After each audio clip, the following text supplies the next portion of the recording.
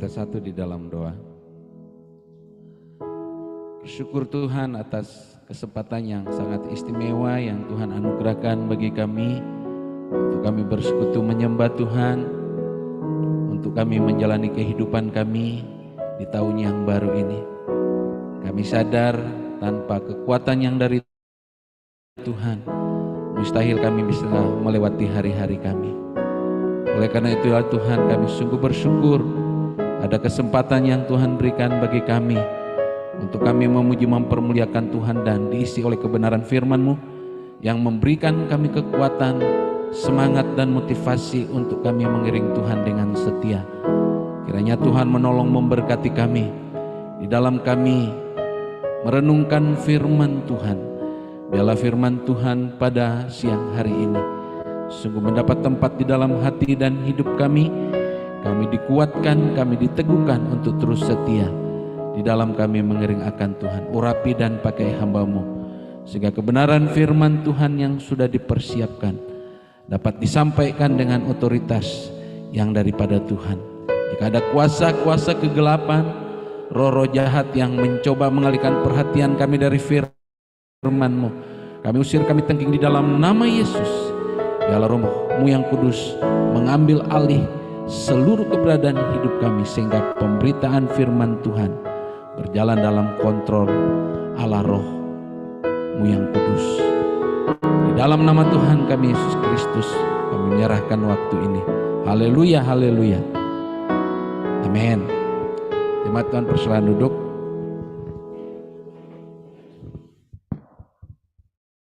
Salam.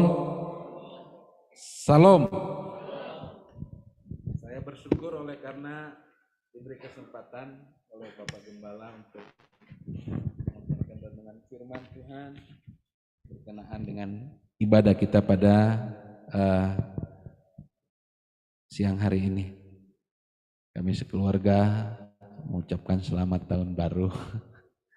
Ya, memang ada kerinduan untuk datang ke rumah-rumah, tetapi oleh karena keterbatasan waktu sehingga kami tidak bisa menyapa ibu bapak satu persatu.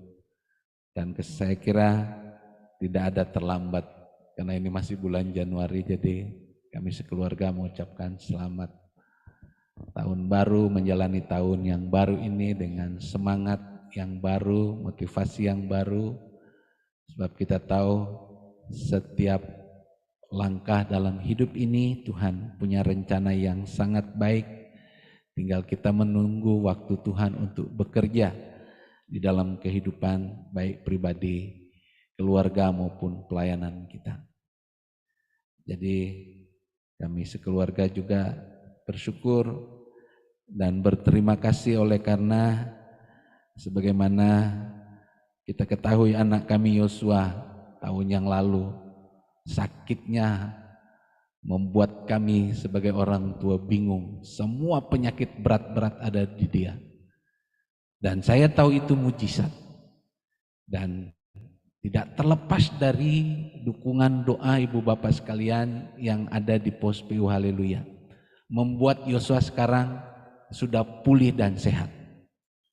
Ya, terima kasih untuk doanya.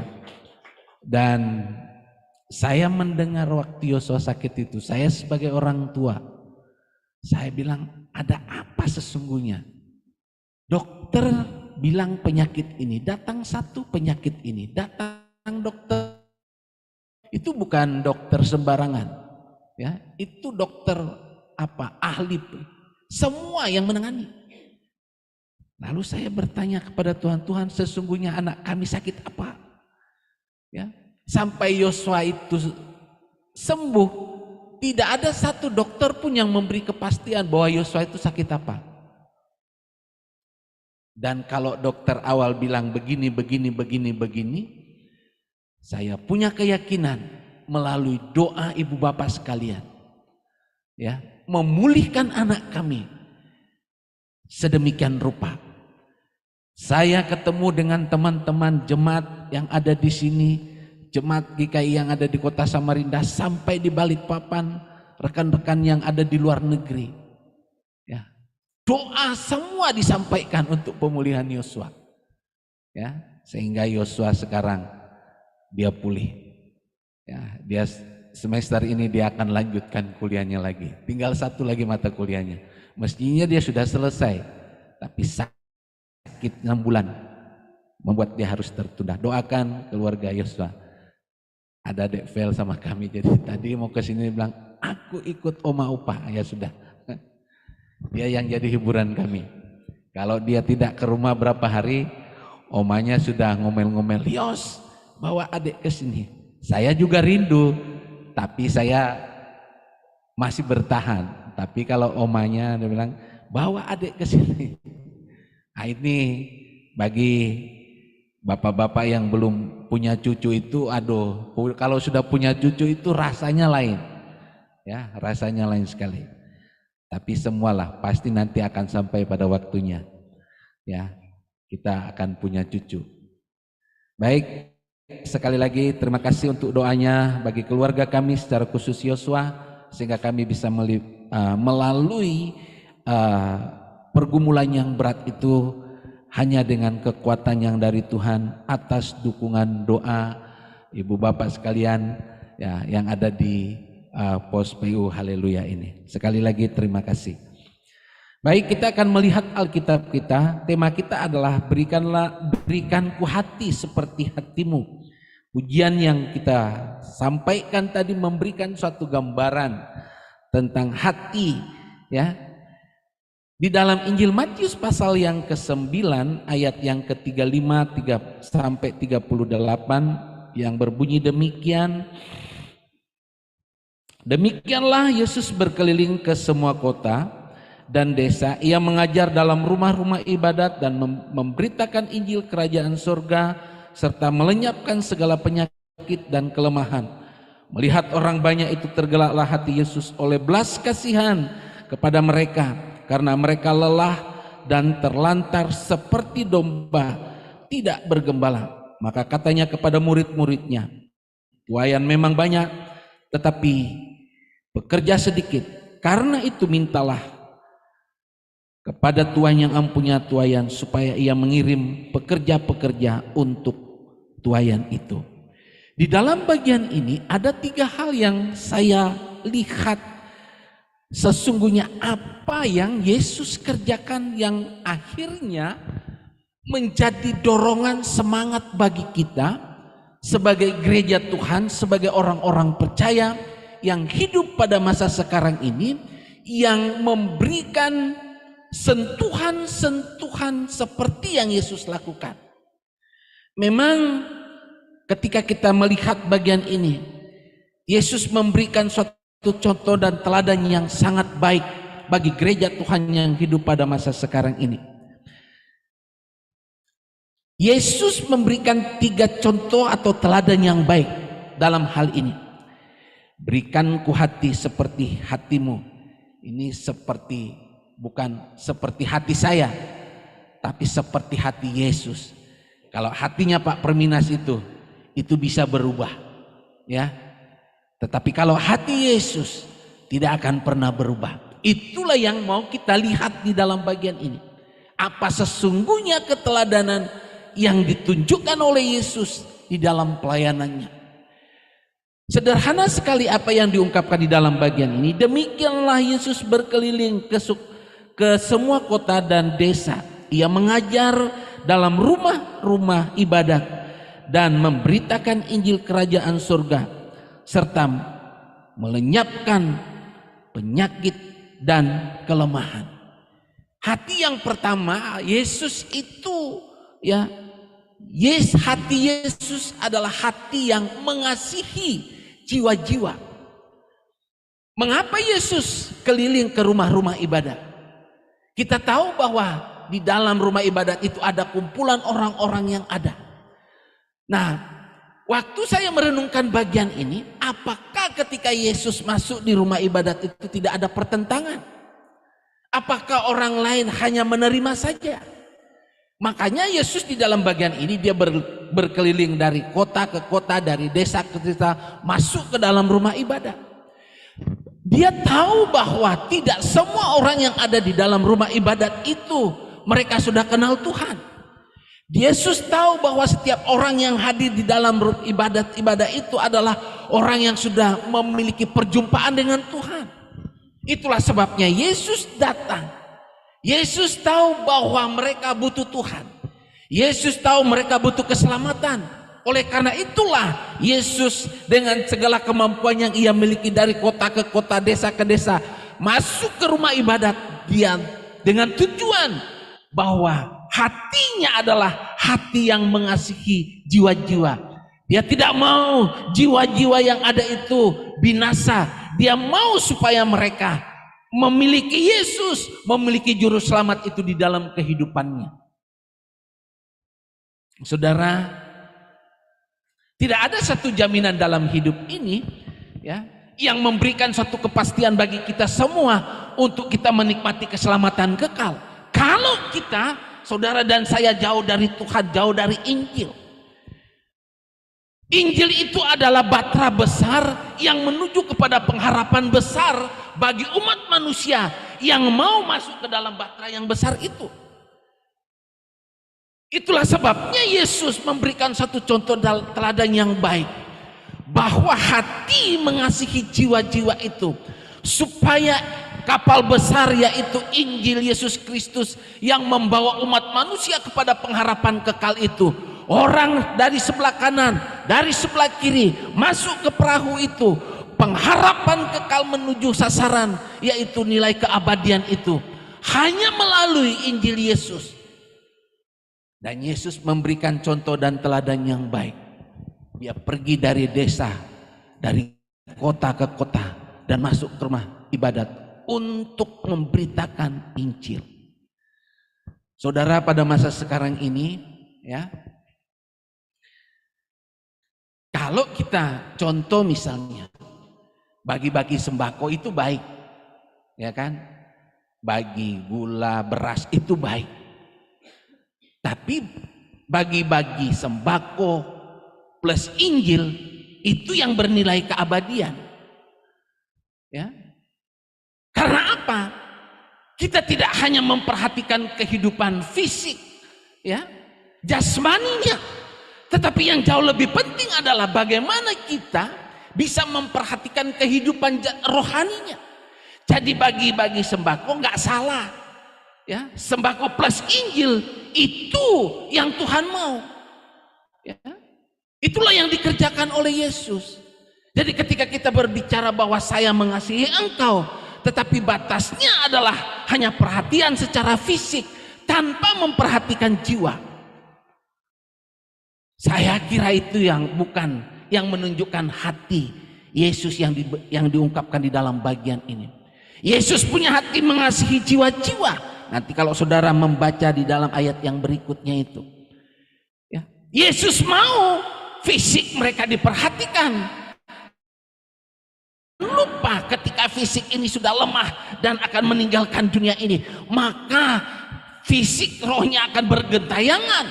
Tetapi ketika fisik ini diperhatikan dengan Injil yang mengubah kehidupan umat manusia itu, ya, yang tadinya bernilai sementara akan menjadi nilai keabadian oleh karena ada Yesus di dalam kehidupannya. Itulah sebabnya saudara, gereja Tuhan sekarang ini berlomba-lomba untuk memberikan suatu pelayanan yang tidak hanya sifatnya seremonial bagi-bagi sembako tadi itu, tetapi ada Injil yang diselipkan di sana. Karena apa? Karena itu mereka tidak hanya butuh sentuhan secara jasmani, tetapi sentuhan rohani pun mereka butuhkan. Karena apa? Karena sentuhan rohani itu membawa mereka masuk dalam batra Injil besar kepada pengharapan kekal yang bernilai keabadian bersama dengan Yesus. Kalau kita sekarang ini hanya fokus kepada sentuhan jasmani, saya kira apa yang Yesus ungkapkan di dalam bagian ini itu tidak akan tercapai. Yesus berkeliling, dia tahu semua orang butuh keselamatan.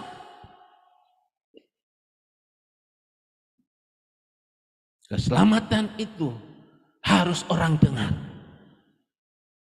Saya teringat ketika kami melayani. Waktu gempa di Jogja itu saya masih sempat. Jadi orang berbondong-bondong memberi bantuan. Saya kira sekali lagi itu tidak salah.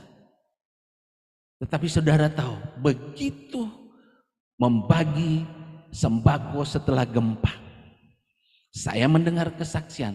Saya waktu itu masih ikut memberi bantuan ke beberapa desa. Saudara tahu, 2 bulan, 3 bulan, kemudian berdiri pos-pos pelayanan di daerah-daerah gempa itu. Artinya apa? Kita tidak hanya memberi sentuhan secara jasmani bagi jiwa-jiwa itu, tetapi sentuhan rohani itulah. Kok ini ada sesuatu yang beda ya? Ya. Jadi ketika saudara digerakkan untuk membantu seseorang, saya kira kita tidak berhenti di situ. Ini orang perlu dibawa ke perahu besar yang namanya pengharapan kekal ini. Ketika kita memberi sesuatu sentuhan secara fisik, sentuhan rohani jangan sampai lupa. Kalau enggak, fisik tersentuh, jiwa dan rohnya, rohaninya tidak, dia tidak akan masuk dalam batra besar yang namanya pengharapan kekal di dalam Kristus. Ini yang Yesus mau sampaikan. Oleh karena itu, hati yang mengasihi jiwa-jiwa hendaklah itu terpatri dalam kehidupan gereja Tuhan pada masa sekarang ini, sehingga sentuhan-sentuhan pelayanan kita tidak hanya sampai ke fisik saja, tetapi bagaimana menyentuh kehidupan rohani mereka, yang akhirnya nilai yang tadi temporal berubah menjadi nilai keabadian. Oleh karena fisik mereka kita tolong, tetapi jiwa mereka juga diselamatkan oleh Tuhan. Jadi ibu bapak, tidak semua orang yang bisa ke gereja itu ya sudah berjumpa dengan Yesus Kristus secara pribadi. Itulah sebabnya Yesus datang ke rumah ibadat pun. Yesus datang ya. Apalagi orang-orang Yahudi pada waktu itu suka mencela, mereka butuh Injil. Yesus memberitakan Injil itu. Di dalam gereja Tuhan pada masa sekarang bisa terjadi. Kadang-kadang orang bisa datang ke gereja hanya formalitas. Makanya tidak heran ketika keluar dari gereja, kehidupannya juga tidak ada jauh beda dengan kehidupan dunia. Jadi Injil itu dibutuhkan oleh orang-orang yang tidak percaya supaya mereka kenal Tuhan, memiliki kehidupan yang kekal. Bagi orang yang percaya, Injil, firman Allah dibutuhkan untuk pertumbuhan rohani. Itulah sebabnya saudara, setiap ada kesempatan kita datang beribadah. Kalau kita sudah menjadi orang Kristen, bukan berarti sudah jadi orang Kristen tidak ke gereja. Itu salah. Kalau kita jadi orang Kristen tidak ke gereja, rohani kita pasti mati. Kalau rohani kita mati, ada tantangan sedikit, ada kesulitan sedikit, kecenderungannya adalah menyalahkan Tuhan, enggak mau koreksi diri. Makanya Yesus datang ke rumah ibadah supaya paradigma mereka tentang Injil itu tidak hanya menuntun mereka yang sudah ada di dalam Kristus untuk pertumbuhan dan keselamatan itu, tetapi juga Injil itu untuk menyelamatkan jiwa yang belum percaya kepada Yesus Kristus. Jadi Yesus memiliki hati yang sungguh mengasihi jiwa-jiwa. Lalu yang kedua adalah, saya melihat itu, yang kedua adalah hati yang memiliki ya, hati yang peduli dengan orang lain. Coba perhatikan ayat yang ke-36 itu. Melihat orang banyak itu, tergeraklah hati Yesus oleh belas kasihan kepada mereka, karena mereka lelah dan terlantar seperti domba yang tidak bergembala. Tadi pendekatan Yesus adalah ya, jiwanya harus selamat. Di dalam ayat ini sentuhan batinnya ya penting, tapi juga harus ada sentuhan lahiriah.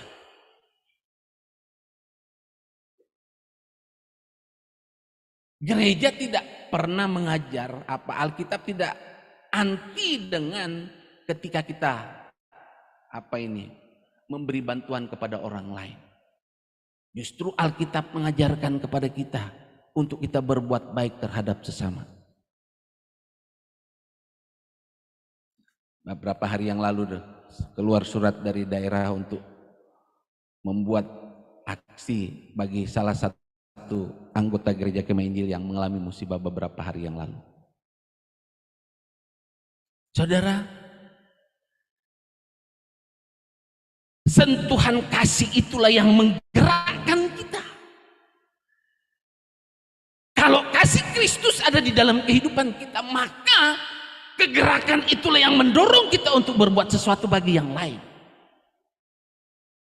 Jadi kegerakan kasih ini yang diungkapkan di dalam bagian ini, maka tergeraklah ya hati Yesus oleh karena belas kasihan. Jadi kalau sentuhan rohani Yesus sudah ada di dalam kehidupan ini, maka ketika kita melihat orang lain dalam kesusahan, melihat orang lain dalam penderitaan, maka gerakan roh yang ada di dalam kehidupan ini tidak bisa dibendung. Ya. Kalau saudara mau berbuat sesuatu bagi orang lain, silakan, dan itu adalah bentuk kepedulian. Makanya Yesus di dalam bagian ini, kalau saudara membaca dalam terjemahan yang lain itu, Yesus kasihan kepada mereka sebab mereka kebingungan dan tidak berdaya seperti domba yang tidak punya gembala. Siapa kita di dalam hidup ini tidak mengalami yang namanya pergumulan? Semua kita pernah mengalami yang namanya pergumulan. Tingkat pergumulannya ringan, berat, ya, dan sedang. Tetapi ketika saudara kita mendapat perhatian dari orang lain, kepedulian orang lain dengan sentuhan yang sedemikian oleh gerakan kasih itu, kita dikuatkan, kita dihiburkan. Dan itu yang saya katakan tadi, kesaksian bahwa doa dari ibu bapak sekalian memberikan kekuatan penuh bagi kami sekeluarga dalam menghadapi pergumulan yang berat. Ibu bapak tahu, ini kesaksian. Dana yang untuk Yosua berobat itu sekitar 70 juta. Saya punya duit berapa? Suatu ketika dokter bilang, ambil tindakan, harus punya deposit. Saya dan ibu sudah kebingungan. Lalu satu ketika tiba-tiba telepon berdering. Ada satu keluarga bantu. Dan sampai hari ini keluarga itu bilang, jangan ceritakan kepada siapa-siapa. Ajaib ibu bapak. Ya. Kenapa keluarga itu bisa melakukan hal yang demikian? Ada gerakan kasih seperti yang dimiliki oleh Yesus.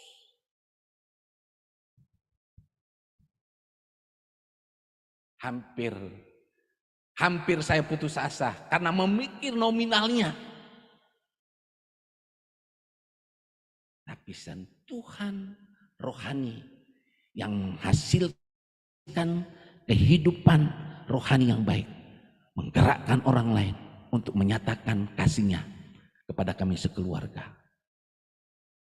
Dan hari itu juga lunas, baru Yosua diambil tindakan. Aku bilang, ngeri betul rumah sakit sekarang ini. Itulah sebabnya betul katanya, kalau orang nggak punya, kalau bisa jangan sakit lah. Ngeri. Itu di luar tanggungan BPJS. Kalau nggak punya deposit, dokter dah ambil tindakan. Berdoa Tuhan buka jalan dan Yosua Jadi Yosua ini pokoknya mujizat lah itu. Ya, mujizat. Sekali lagi berterima kasih untuk doa ibu bapak sekalian. Tanpa doa kita, saya tidak tahu Yosua sudah jadi apa. Makanya aku bilang sama dia, ya, jangan malas-malas sekarang. Ada tugas pelayanan. Dia ketawa-ketawa sekarang. Saya bilang, Tuhan memberi kesempatan bagimu untuk hidup. Ya. Saudara, ketika kita dalam keadaan baik, ada sentuhan kasih dari orang, itu nilai sukanya tidak seberapa. Tapi ketika saudara sudah mulai terpuruk dalam suatu tekanan yang berat, ada sentuhan kasih sekecil apapun itu akan memberikan semangat dan gairah untuk kita bangkit. Dan kami sekeluarga sudah mengalami itu. Dalam pelayanan, tantangan demi tantangan, kesulitan demi kesulitan dihadapi. Tapi begitu ada sentuhan kasih dari umat, orang-orang yang ada di sekitar, ada kekuatan dan semangat. Keluarga Pak Ari tahu pergumulan kami dalam pelayanan. Ya. Ketika orang sudah memulai memojokkan, ya, ada sentuhan kasih, ada perhatian dari yang lain, membuat kita bangkit. Ini yang Yesus lakukan. Ya. Injil itu mengubah paradigma dari ketidakpedulian menjadi orang yang peduli. Dan setiap kita membutuhkan yang namanya sentuhan kasih itu. Sentuhan kasih itu tulus, murni, oleh karena dilandasi dengan kebenaran firman Tuhan. Itu yang kedua. Jadi kepedulian kita menjadi harapan orang-orang yang ada di sekitar kita. Kita akan pergi sesuai dengan fokus jemaat untuk tahun ini. Pergi supaya hati kita yang mengasihi jiwa-jiwa, sentuhan-sentuhan kasih kita, orang lain rasakan. Sehingga mereka berkata, memang di dalam Tuhan ada pengharapan, ada hidup kekal, ada kasih, kebersamaan, kepedulian yang terjadi sebagai keluarga Allah. Yang terakhir yang saya lihat di dalam bagian ini adalah hati yang memiliki kepekaan, ya, terhadap pelayanan, atau hati yang mendedikasikan diri untuk mengambil bagian di dalam pelayanan. Maka kata Yesus kepada murid-muridnya, tuaian memang banyak tetapi pekerja sedikit. Karena itu mintalah kepada Tuhan yang empunya tuaian supaya ia mengirimkan pekerja-pekerja untuk tuaian itu. Kami di Jemaat Bukit Muria, di jemaat kita di Bukit Muria, sekarang itu ya, bulan Maret pemilihan badan pengurus. Jadi saya sudah kasih tahu dari sekarang, masing-masing jemaat siapapun mari berdoa. Sebab ini pelayanan pekerjaan Tuhan. Ya. Pilih jadi badan pengurus jemaat itu susah. Pilih saya. Tapi kalau mau jadi caleg, pilih saya ya. Tadi ada titipan Pak Yusak dari Pak Yahya Wanca. Doakan beliau maju, dipilih. Ya. Coba jadi badan pengurus begitu ya. Ya kan? Pak, aku ini tidak pusing kita. Ya kan? Ini sudah dianu. Makanya saya ajar jemaat. Bulan Januari mulai berdoa sampai nanti kepada rapat umum jemaat. Kalau ibu bapak terpilih, jangan sampai ada kata menolak. Saya tidak mengancam.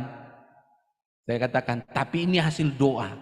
Tidak hanya doa Pak Gembala, tetapi doa kita semua, pribadi lepas pribadi. Karena memang sekarang ini kita membutuhkan orang-orang yang punya hati yang telah mendedikasikan hati untuk melayani. Bayangkan kalau Pak Gembala melayani sendiri, mulai dari main apa itu, ini lagi. Tidak hanya sebentar rambutnya bisa berkeriting, tapi bisa encok, ya kan? Maksud saya begini, susah betul gitu loh. Ada kemampuan, tetapi bagaimana ya? Itu yang saya tidak dapat. Kenapa kok ada ditunjuk seperti ini? Ya, masih ada apa namanya itu, selentingan yang aduh Pak, saya belum bisa, saya belum mampu, dan seterusnya. Jadi saya bilang sama jemaat, saya sudah kasih kesempatan berdoa dari bulan Januari sampai bulan Maret. Nanti kalau ada yang terpilih, jangan ada kata tidak bisa. Saya siap. Loh, ini Tuhan yang punya pelayanan loh, ini bukan punya kemah Injil, Tuhan. Makanya doanya harus disampaikan kepada Tuhan pemilik tuayan itu. Ketika nanti kita terpilih, mari kita bergerak bersama-sama, ya. Bergerak untuk mengembangkan pelayanan yang Tuhan percayakan kepada kita selagi ada kesempatan yang Tuhan berikan bagi kita. Ini tadi pelantikan pembubaran dan pelantikan panitia hari-hari besar.